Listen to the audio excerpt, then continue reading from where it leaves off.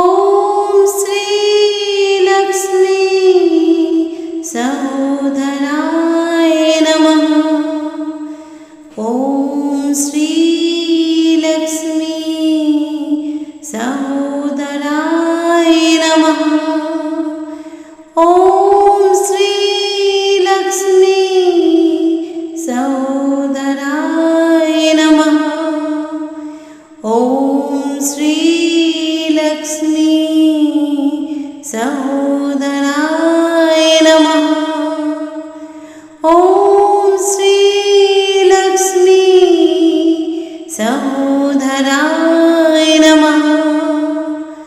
ॐ श्री लक्ष्मी सहोदराय नमः। ॐ श्री लक्ष्मी सहोदराय नमः।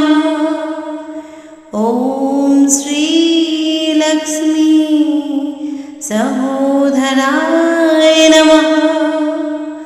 ॐ श्री लक्ष्मी सहोदराय नमः।